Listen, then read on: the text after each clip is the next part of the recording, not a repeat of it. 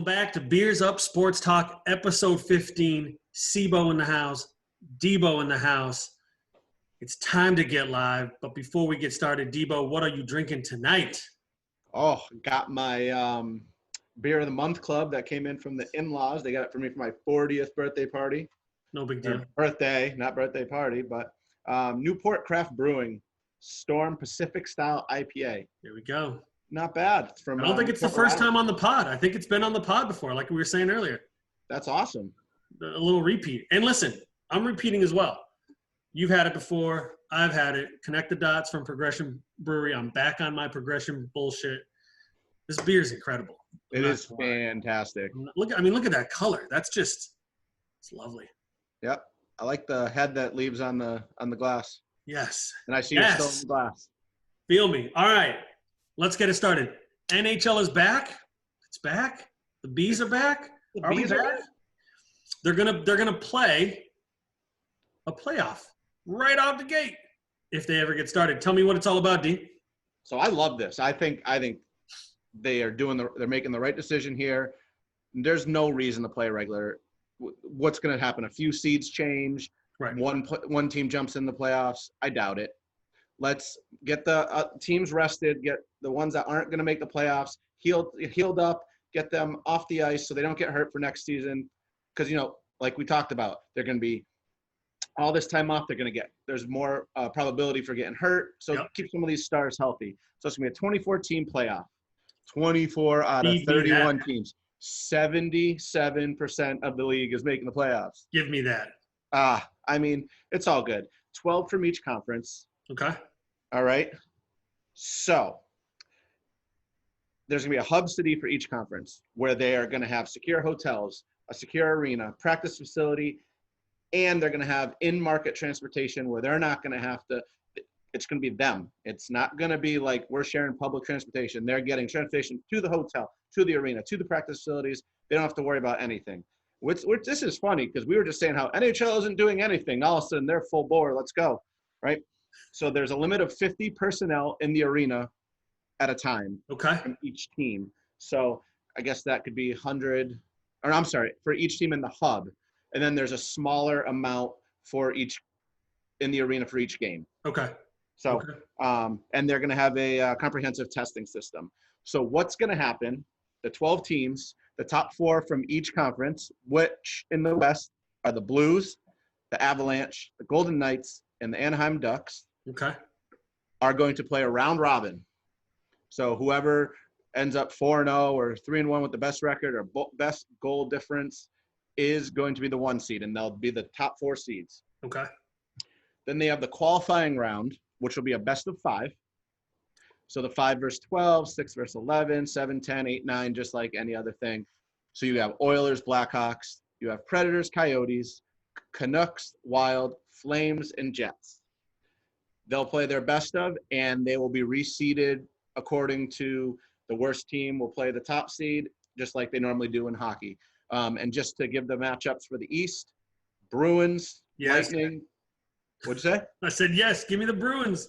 The Bruins, which I'm reading over here, Fox Bet has them as a plus 400 favorite to win the Stanley Cup. I'm here for it. Let's go. I am too. I love it. So Bruins, Lightning, Caps, and Flyers are your top 4 seeds in the East, with the Pens versus Canadians, Hurricanes versus Rangers, Islanders versus Panthers, Leafs versus Blue Jackets. What are your thoughts on all this? I love it. Feed me all of the Stanley Cup playoffs. I think we said it last time. The best thing about the NHL is the playoffs, and the only way they were going to get people's attention is if they came back and said we're doing playoffs, and that every single game matters. Because like we were saying, if you do a regular season, even if it's 10 games, even if it's 5 games, no one's watching those games unless you're a fan of a team that might make the playoffs. But the reality is at this point, almost every team's going to make the playoffs. And those teams that aren't making the playoffs, you know what? Too bad, so sad. You had most of the season to get it together. Yeah, I mean, think about it. You're thinking there's teams like San Jose Sharks aren't in this. There's some teams that normally are in the playoffs that just aren't going. And I'm going to cry no tears for those teams. You know what? Absolutely. Right. Here's the deal. the NHL's going to taking a huge hit on this anyway financially because they're not going to have anybody in the stands, right? Yep. They need people to tune in. They need people to be watching on TV, and this is the only way that they're going to do it is by making it a playoff situation and making every game matter. That means the players are going to come out. They're going to play hard. That means that the intensity is going to be up, and that's what we want. Now, the only thing that I wanted to ask is, so they're doing these 2 hub cities. I assume it's just one rink, one arena. So are we saying that they're just going to be playing games up and down the day, all day, every day? Just, Yeah. So I can say that I didn't see that. Yeah. But I mean, if it's one, like they really said, one arena, so they're going to have to play 3 games in a day probably. Like this just makes me feel like I'm about to watch the NCAA tournament of NHL hockey. Like, give me like the noon game, the 3 game, the 6 game, the 9 game. Like, I mean, that's fine, but you're going to talk about they're going to have an hour to disinfect everything, all the benches, all the locker room. Yeah, I mean, they're not going to be able to play back to back to back. Right, but right. Like, feed me like the 3 games a day NHL. I'm here for it. And I mean, is this where you might start seeing some interesting advertising? Maybe they start putting advertising logos on jerseys, like I mean, they probably can't do that in the middle of season. So what I will say is, what the soccer, like what the German Bundesliga has done so far is, the one side of the field that has the advertising that you can see, they've built that up a little bit higher, so that it's bigger. One, because that they probably can advertise a little bit more at this point, but 2, it also helps that now you can't see the fact that there's nobody in the stands. So I wouldn't be surprised if they put some advertising up on the side there, the plexiglass, so that like they can do a little bit more advertising and you can't really see that there's nobody in the stands. And I think, we have the LED stuff where they can put it on the ice. I think you're going to see them trying to find as much money as they possibly can with advertising. With the ratings are going to be out of the roof. Yeah. And start pushing things that are big online right now. Right. Speaking of tournaments, the NBA is talking about coming back and doing a similar thing. They're talking about coming back and doing a 1-seeded 1 through 16 playoff tournament. And one of the things I read today was that they're talking about doing kind of a similar thing to the World Cup, where they break them into 4 groups and they do group stage where every team plays everyone once, and the top 2 teams come out of that, and then they go into a winner-take-all situation. Got it. What do you think about that? I mean, that would be really cool. I didn't see that. I saw just the 16 seeds, and it would just be – it's not going to be broken down by conference. It would just be the top 16 records. And listen, same thing. They're going to do it. They saw the NHL put this news out there, and I think they're like, you know what? It's probably time. I know they want to do it, but what are they going to do? They're going to play 5 games, and then Damian Lillard already said he doesn't want to play if he's not going to make the playoffs. Why come back for 5 games? Let these players. I mean, what's going to end up happening is you're going to get 5. You're going to get all those teams tanking, and that could really change some of the playoff. And the reality is, they're probably going to end up playing some scrimmages against each other, and they'll get a couple of games under the belt, and they're just going to go for it. And again, everybody's going to be on the same page in terms of like where they're at fitness-wise, where they're at quality-wise. I love the group stage idea because every team plays everyone once, and you kind of give yourself the opportunity. The good teams are more than likely going to advance. Like, that's the point of the group stage. It does give a team an opportunity to kind of like sneak through, except the difference is in the NBA, there would be no ties, right? Like, that's the only thing about the World Cup situation that kind of can mess with the points. Yep. But the reality is the best teams are probably going to come through, and then they're going to be able to go into a 7-game series, and it's going to be phenomenal. You have the top 8 teams, 1 versus 8, 2 versus 7, whatever. It's going to be phenomenal. Feed me these 2 leagues coming back and jumping right into the playoffs. Like, that's what I want in my life. Yeah, I mean, I don't know. A couple podcasts ago, you were kind of like that. The product's gonna be a little terrible to watch. It's not gonna be good. I don't know. It's not going to be good. There's no chance that guys that have basically taken 2 months off of the highest level of sports are going to be able to get back on the field, back on the court or back on the ice and hit the shots and move the way they did 2 months ago. No chance. Shooting percentages are going to be down. Folks are going to not be – there's probably going to be more goals in hockey. That'll be good, right? But, you're not going to see 115 to 108 games. It's going to look more like the 90s Bulls where it's like 98 to 85 because folks are not going to be hitting shots. It doesn't matter though. We're going to have sports. We're going to have competitive sports. We're going to have tournaments. We're going to have playoffs. It's going to be amazing. It is going to be pretty awesome. I look forward to seeing something on TV because I'll tell you what, I have not watched any of the KBO. I'm not going to lie. I haven't watched any of the I didn't watch the freaking Tom Brady, Peyton Manning show off for golf. I didn't watch that. So, like, since you brought it up, I think we should have a quick sidebar about this. So, here's my thing. You put it on Memorial Day weekend on Sunday. Like, I completely forgot it was on. I was outside doing yard work. It's not like and maybe they expected, well, everyone's kind of holed up in their house. They're going to watch it. Like, I saw I didn't even see highlights yet because I was like, I was kind of irritated that it was on. What are your thoughts of putting it on Sunday, Memorial Day weekend? I think you and I did a bad job of being sports podcasters. We should have told our wives, listen, this is for the brand. This is for the business.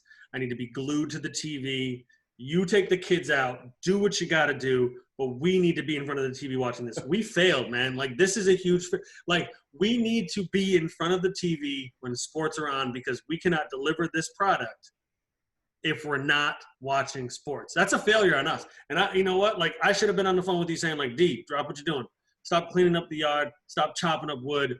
We need to be watching this golf right now. We need to be live tweeting it. We need to be Facebook living it. We need to be doing all of that. We failed. We got to get our shit together. Well, that's fine. Now, we failed. Think about it on the other side, other people that were doing things. Like, listen, I don't know the ratings. I don't know the ratings, how it worked out. But I mean, I saw people posting on Facebook about it. And Twitter was blowing up. I mean, folks that were, and the reason I say that is that folks that are like sports folks, that's what they did on Sunday. They were in front of the TV, speaking every little bit about that. Charles Barkley talking shit to Brady, Brady talking shit to Charles, Peyton Manning dropping hot fire to Brady, like all of that stuff. Like Brady splitting his pants. Correct. Like Tiger Woods looking like he can do something. Like everybody was on it that was into sports because this is the moment that people are waiting for. And that's the thing. Like when sports comes back, like I get the KBO isn't as relevant as these sports. When American sports comes back in one of these, major sports, it's going to be everything. Yeah. Like people are going to stop what they're doing and say, okay, it's back. All right, 8:00 tonight, I got to sit in front of the TV. I got to watch sports. If for no other reason, just to see what's going on, just to feel a little bit normal again. Yeah. Because right now we aren't. Like, I turn on the TV every night and YouTube TV usually tells me, like, here are the sports that are playing right now. And it's like, here's a game from 2002. And I'm like, oh, let me watch it. And it's not in HD and I'm pissed. I'm like, what the hell am I watching? Why is this soccer field blurry? Hashtag first world problems. Correct. All right. Speaking of first world problems, but maybe not. Major League Baseball and its players are currently in a bit of a tussle about how players are going to get paid for the season. Now, players are already taking probably a 50% discount based on an 82-game season. That's kind of the mentality right now. So they're already going to take that pay cut, which makes sense because they're only playing half the games. The owners today brought up a new proposal, and it's eerily similar to what the NFL did, in which they're going to make the top players earn significantly less percentage-wise than its lowest paid players. They're pitting the players against each other. These lower paid players that make $1 million or less, are still going to retain about 50% of their salaries. Players at the high end are going to be making somewhere close to 25-30% of their salary. It hasn't gone to a vote. It hasn't passed. It's still in the negotiating stages. What are your initial thoughts on that? I mean, they've already asked them to take the pay cut. It's based off of an 82-game season, like we talked about. And I'm sorry, you're losing money. You're rich. I don't remember what comedian said it, but like Shaq is rich. There's another thing called wealth. These owners are wealthy. Right. They can afford to eat a little for 1 year. Because I'll tell you what, when we're open back up for real, and people can go to games, people are going to be dropping dough at these games, and they're going to make all their losses right back up. I'm sorry your bottom line isn't perfect right now. No one's is. Suck it up. Pay your, live up to your contract, just like you want the players to do, Right. and pay them. No, I couldn't agree more. And this is one of those things where I hope the players stick together. I hope they can come through and say, listen, it's not good enough. And I get it. One of the numbers has been thrown out is the fact that, what's his face? Garrett Cole is going to make $35 million this year. That's already going to get cut in half to 17. But now they're talking about him only coming away with $7.8 million. You're asking a lot for a player who just signed a new contract, just worked his tail off to sign that deal that's going to set him up for life.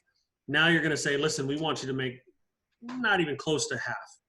Where, again, I get that a player that's only making $1 million is still going to come away with, a little under $500,000. But I just worry that this just sets a bad precedent. The NFL just did this. They just pitted the players against each other, and the players voted to do it. And that it had a lot to do with those players that don't make a lot of money, that need this money, that need that contract. And unfortunately, I don't know that the Major League Baseball owners have as much clout as the NFL in this situation. I don't know if they're going to be able to push them around as much. Again, guaranteed salaries in Major League Baseball, players can kind of hold firm a little bit more. Yeah, I agree. I think with NFL, you had a lot of it's more the veterans were like, seriously, you're not setting up for the future. You're worried about right now. So I think the veterans, really voted this down. They were irritated by the younger kids just looking not to the future, but to the right now. So I think that this might change how the MLB goes about the vote. I think it may not even go to vote because you might get enough kickback from the players that they're like, you know what, let's not do this, and we'll see what happens. Yeah, I mean, I'm with you. These are, as I mentioned last episode, these are the same owners. They get taxpayers to pay for their stadiums, even though they're billionaires. You mentioned wealth. These guys are just trying to keep their pockets lined. And again, and this is one of the things that I just read right before we got on was how the A's general manager sent out a note to all the minor league players. And so minor league players are getting $400 a week, which isn't a lot of money. No. They're getting health insurance, but the requirement is that they get paid through May 31st, $400 a week. That's 5 days. A's GM sent out a letter that said, as of May 31st, we're not giving you any more money, but you can't go out and you have to honor our contract. You can't go out and earn any money with any other clubs. You can't – basically, you can only do what we want you to do. We're not going to pay you to do that anymore. So keep just sitting at home doing nothing, making no money. Like we are in unprecedented times. I get that, but I don't have this kind of money where I'm paying people to do things. Like that's not the world I live in. Right. It's crazy to me that these owners and Oakland A's are a perfect example of a team that spends a little bit of money, turns out a good product, and is hanging on by a thread. But these are still billionaires that own these teams that are like in these hard times, kind of turning a blind eye to like the reality that these are the people that have gotten you to the point of where you are right now. Yep. I agree. And it pisses me off. All right. It should piss us off. All right. NFL. We're going to finish on the NFL. A couple of notes, a couple of things that have happened. Mini camps are going to open in June, which is great. New York is open. The Bills can go practice. Time to get exercising, guys. Time to get working. I did read a note today that owners are planning for full stadiums this fall. Any thoughts on that? I mean, good luck with that. I mean, listen, what they said was we're going to plan for it until medical professionals tell us otherwise. So I think they're saying we're going to sell the tickets. We're going to do what we can, get the money coming in, and then just if they can't do it, they'll find a way to probably not give the money back. We've talked about this in other podcasts where they'll credit you to more tickets in the future or maybe a pro shop or something. I mean, they also said they have plans for a 3/4 stadium and a half stadium. So I think people like to see, oh, they're planning on going full. Like, of course owners want to go with a full. Yes, everyone's plan, I think, would be let's do it full stadium. again, September. That's June, July, August. You got 3 more months before Well, you really have to, I mean, you don't have to make that decision for what? Beginning of August when preseason games start? right. And the reality is, you know, if we're being honest, there is this kind of feeling that COVID is going to die down in the summer, into the fall, and that maybe these owners are thinking, listen, if I can get 1 or 2 home games packed full of stadiums, and then you shut it down, and you go to 50%, or you go to 25%, or whatever it may be in November, December, like they might go for it. Yeah, I mean, it is what it is. I still don't think that they're going to end up with full stadiums, but good for them for talking about it. Yeah, I mean, I think you got to look on the positive side. I don't know if you saw my face, but you were talking about go down to like 25% in the winter. And then I'm just thinking, like, if there's a crazy spike in the winter and next thing you know, we're talking about a Super Bowl with no fans. I mean, listen, scary thought. The reality is that we are in unprecedented times and no one knows what's going to happen. Listen, by next February, maybe we have a better sense of what's going on. If there's one league that's going to push the boundaries, it's probably going to be the NFL. Yeah. But yeah, you're not wrong. I mean, we could be looking at a Super Bowl that's a whole lot of pumped in fan noise, which is what the German Bundesliga did this year. Yeah, I've been reading that. Why not? Listen, I watched a game. I heard the noise. It wasn't bad.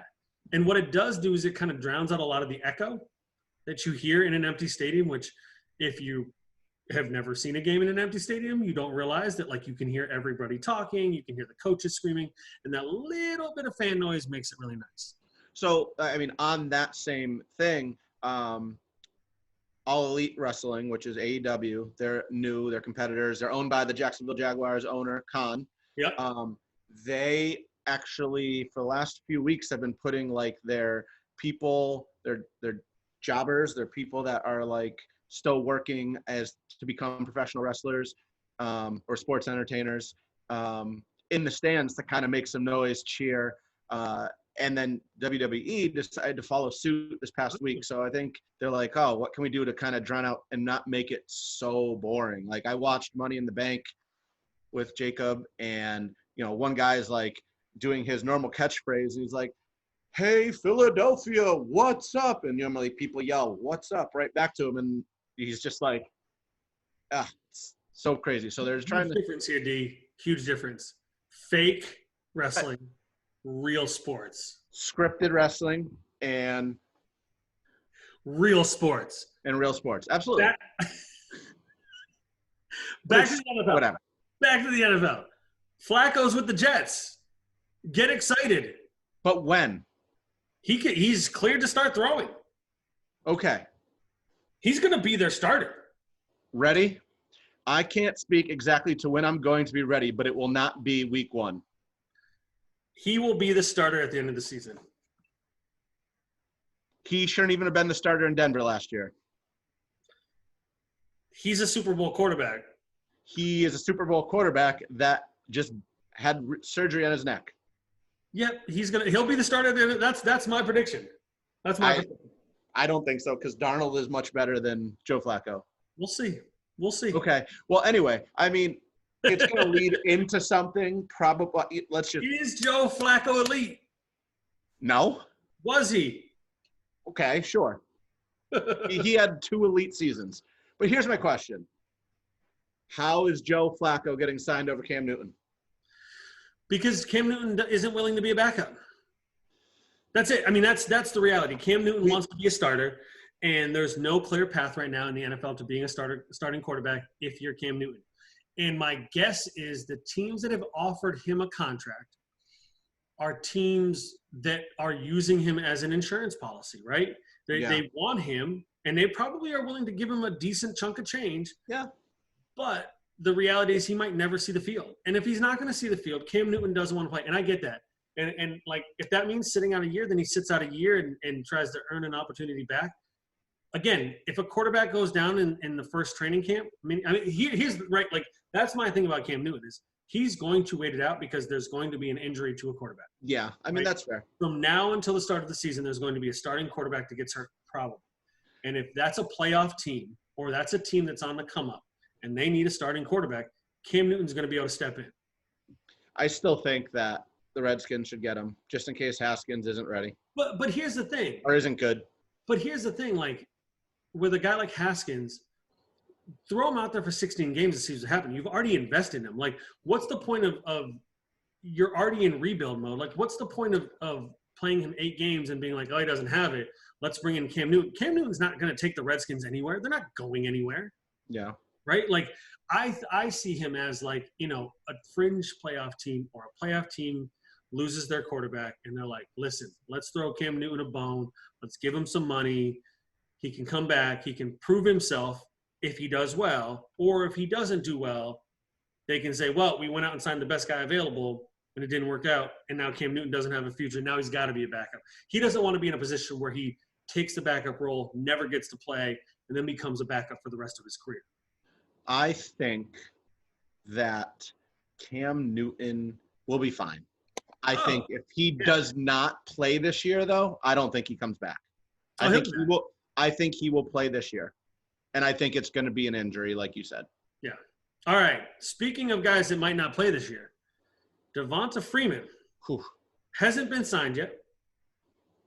Is considering or willing to skip this year, to sit out this year, but came out and said he's got 10 more years in him. What the hell is he talking about? He hasn't even had 10 years to play. Here's my thing. What are we talking about? He is waiting for this big payday that running backs just don't get anymore unless you're Ezekiel Elliott, Saquon Barkley. He got a little bit of a payday. He got his big contract. Yeah, but he's not getting that big. But he's waiting for even more. He thinks that he is one of the top 6 running backs, and he's not. He was a stud. He was a stud for what? Football teams, but like 2 years. He's injury prone now. Yeah. And I don't know. And if you are injury prone as a running back, you are not going to get big money. He needs to accept either a split with another running back or some kind of like third down back, because he's good out of the backfield. He's good for big plays, but I don't think he's your every down back. I'll say this. He'll get a job, right? Like, I mean, he'll get a job if he's willing to put in the work. And I think there's an opportunity. I look at him as like a lot of these veteran running backs now are probably willing to kind of play this game because, again, similar to Cam Newton, if there's an injury in the next couple of months, I mean, and we're going to talk about Carlos Hyde to the Seahawks in a minute. Yep. If there's an injury in a couple of months, here's a guy that a couple of years ago was one of the best running backs in the league. Yeah. That's a fair statement. It's a fair statement. Now he's not that guy anymore, but he's going to help a team, whatever team he's on. And again, the difference is now you sign some like $1 million deal, a whole bunch of incentives, not a lot of guarantee. Whereas in a couple of months, if there's a couple of injuries to some running backs, now he can say, give me a couple mil guaranteed and I'm ready to go. Right. And again, like it's kind of that balance between like, I want to be able to pick where I'm going, but also I want to make a little bit more money. And so I get it. I don't think he's going to play 10 more years, but like I respect the hell out of his hustle. I like it. Speaking of hustle, Carlos Hyde is with the Seahawks. I like it. Me too. It's an easy, smart move. They still got Chris Carson. It's Carson and who's the other guy? They're both kind of injured. Rashard Penny. Yeah, they're both kind of banged up.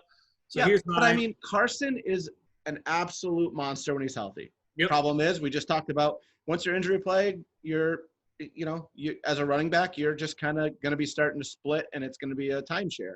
And this probably means that we're not going to get beast mode back. We're not going to have Marshawn Lynch eating Skittles until maybe week 12, week 14, when both the running backs are out and he comes back again, makes some money, and makes a run in the playoffs again. Yeah. So no, it's a smart move. I think Carlos Hyde is smart. I mean, he got a ton of run with Houston. He did better than Lamar Smith, the guy that got hurt. Lamar Miller. Wow, Lamar Smith, Lamar Miller, whatever. I was going to say Lamar Hunt. I don't even know. That's like the owner of like some team.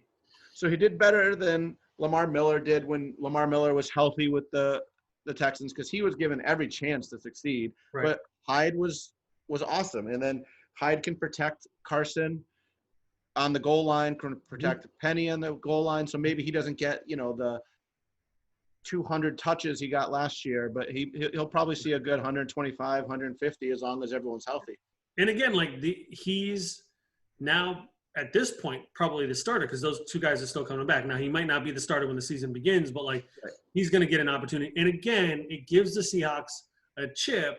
If all three guys get healthy and somebody gets hurt on another team, you can pick up an extra draft pick here and there. That's just kind of the name of the game in the NFL is you kind of hoard these assets and hope that your guys stay healthy, and then you can trade these guys off for pennies on the dollar. What do you think that sales pitch sounded like? Hey, we have two running backs who were starters at one point. Do you want to come be our third running back? Like, how do you sell that on someone? Neither of them are healthy. Like, that's the thing. Like, Penny and Carson are both still on the shelf. They're not 100% yet. And Hyde doesn't have a job. And you say, listen, you're going to have every opportunity to win the starting job. And as we've seen in place after place after place, look at San Francisco last year. Mossford or whatever his name is. That guy's not even on the radar at the beginning of the season. Yeah, they had Mostert. He just got a new deal. He blows all the other running backs out of the water. Like, it's a what have you done for me lately deal.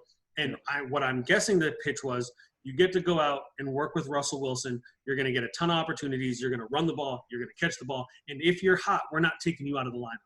Because let's be honest. I mean, Russell Wilson doesn't – they run the ball a ton. Russell Wilson averages like 27 passes a game, and he's ridiculous with all 27. Let's be honest. Like, what he does with how little attempts he has is amazing. Right.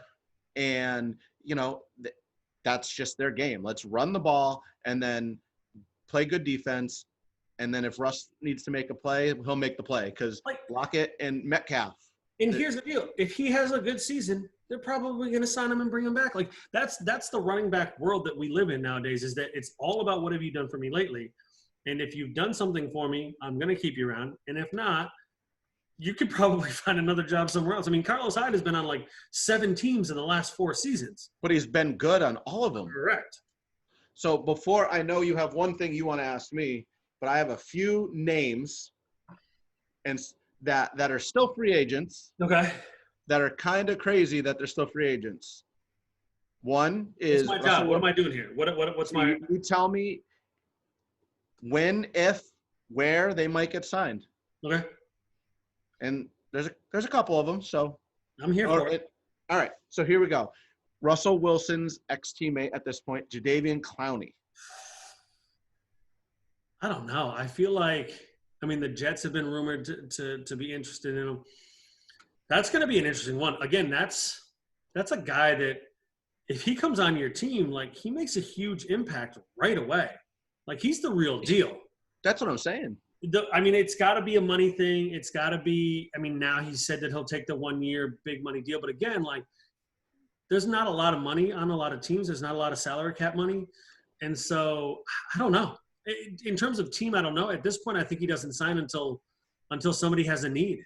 Yeah. And they can say to him, look, we can guarantee that you're going to be as valuable for us as the money that we're going to pay. But that is a crazy one. Yeah, it's crazy. Not as crazy because he's kind of been in a decline the last few years. Clay Matthews. I don't know, man. I didn't even know he was a free agent. Yeah. But I know that, like, he and the Rams are kind of disputing about the bonus structure of the money that he's owed. Again, Clay Matthews can do one thing and one thing only. And in his prime, he was phenomenal at rushing the passer. He's not in his prime anymore. Right. When he got moved to inside linebacker, he took a huge – he tried to do everything he could. Like, he was trying to help that defense, and I appreciated everything he did. It might have really stunted what would have made him probably one of the best. But he did what he had to do to help the team, and that's great. But I agree. He'd have to take almost a veteran's minimum at this point. Well, and we've been talking about a lot in this episode. It's going to come down to training camp opens, preseason starts. There's an injury here or there. I need an edge rusher. I need somebody who can get after the quarterback on third down. Clay Matthews is your guy. Jadeveon Clowney's a little bit more. He's much more than that. But like, Clay Matthews is a guy that you could probably pay a couple million to and have him rush the edge on third down. On third down, yeah. But other than that, like, he's not a third down, not a 3-down linebacker. He's not a 2-down linebacker. This is a guy that has one role and one role only, unfortunately.